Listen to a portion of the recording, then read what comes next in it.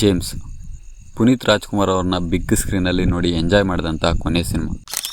ಇದಾದ ಬಳಿಕ ಇನ್ನು ಪುನೀತ್ ರಾಜ್ಕುಮಾರ್ ಅವ್ರನ್ನ ಬಿಗ್ ಸ್ಕ್ರೀನಲ್ಲಿ ನೋಡೋಕ್ಕಾಗಲ್ಲ ಅಂದ್ಕೊಂಡಿದ್ದ ಫ್ಯಾನ್ಸ್ಗೆ ಅಶ್ವಿನಿ ಪುನೀತ್ ರಾಜ್ಕುಮಾರ್ ಮತ್ತು KRG ಸ್ಟುಡಿಯೋಸ್ ಕೊಲಾಬ್ರೇಟ್ ಆಗಿ ಪುನೀತ್ ರಾಜ್ಕುಮಾರ್ ಅವರ ಸಿನಿಮಾಗಳನ್ನು ರಿಲೀಸ್ ಮಾಡೋದ್ರ ಮುಖಾಂತರ ಅಪ್ಪು ಫ್ಯಾನ್ಸ್ಗೆ ಖುಷಿ ನೀಡ್ತಿದ್ದಾರೆ. ಹೋದ ವರ್ಷ ಪುನೀತ್ ಅವರ ಹುಟ್ಟುಹಬ್ಬದ ಪ್ರಯುಕ್ತ blockbuster movie Jackie March 15ರಂದು ರಿಲೀಸ್ ಆಗಿತ್ತು. ಇದು ಜನರಿಂದ ಉತ್ತಮ ರೆಸ್ಪಾನ್ಸ್ನ ಪಡ್ಕೊಂಡು ಲಕ್ಷಾಂತರ ಅಪ್ಪು ಅಭಿಮಾನಿಗಳನ್ನು ಖುಷಿಪಡಿಸಿತ್ತು. ಅಭಿಮಾನಿಗಳು ತೋರಿಸಿದ ಪ್ರೀತಿಯಿಂದ ಇದೀಗ ಇದೇ ಮಾರ್ಚ್ 14ಕ್ಕೆ ಪುನೀತ್ ರಾಜ್ಕುಮಾರ್ ಅವರ ಇನ್ನೊಂದು blockbuster cinema Appu release ಆಗ್ತಾ ಇದೆ. ಅಪ್ಪು ಪುನೀತ್ ರಾಜ್ಕುಮಾರ್ ಅವರು ನಾಯಕ ನಟನಾಗಿ ಕಾಣಿಸ್ಕೊಂಡಂತಹ ಮೊದಲ ಸಿನಿಮಾ. ಈ ಸಿನಿಮಾದ ಮೂಲಕ ಅಭಿಮಾನಿಗಳು ಪುನೀತ್ ರಾಜ್ಕುಮಾರ್ ಅವ್ರನ್ನ ಅಪ್ಪು ಅಂತ ಕರೆಯೋಕ್ಕೆ ಶುರು ಮಾಡಿದರು.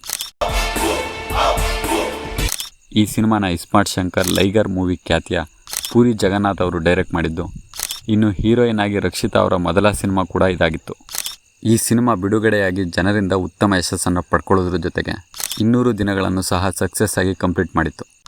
ಇದರ ಜೊತೆಗೆ ಡಾಕ್ಟರ್ ರಾಜ್ಕುಮಾರ್ ಅವರ ಅನುರಾಗ ಅರಳಿತು, ವಿಷ್ಣುವರ್ಧನ್ ಅವರ ಸ್ಕೂಲ್ ಮಾಸ್ಟರ್ ಸಿನಿಮಾದ ನಂತರ ಅಪ್ಪು 3ನೇ ಕನ್ನಡ ಸಿನಿಮಾ 4 ಭಾಷೆಗಳಲ್ಲಿ ರಿಲೀಸ್ ಆದಂಥ ಸಿನಿಮಾ.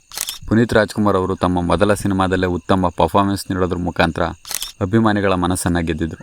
ಇನ್ನು ಸಿನಿಮಾದ ಎಲ್ಲ ಸಾಂಗ್ಸ್ಗಳು ಕೂಡ ಸೂಪರ್ ಹಿಟ್ ಆಗಿದ್ವು. ಇದರ ಜೊತೆಗೆ ಈ ಸಿನಿಮಾ ತೆಲುಗಿನಲ್ಲಿ ಇಡಿಯಟ್ ಆಗಿ, ತಮಿಳಿನಲ್ಲಿ ದಮ್ ಆಗಿ, ಬೆಂಗಾಳಿಯಲ್ಲಿ ಹೀರೋ ಆಗಿ, ಬಾಂಗ್ಲಾದೇಶಿ ಬೆಂಗಾಲಿಯಲ್ಲಿ ಪ್ರಿಯಾ ಅಮರ್ ಪ್ರಿಯಾ ಆಗಿ ರೀಮೇಕ್ ಆಗಿದೆ.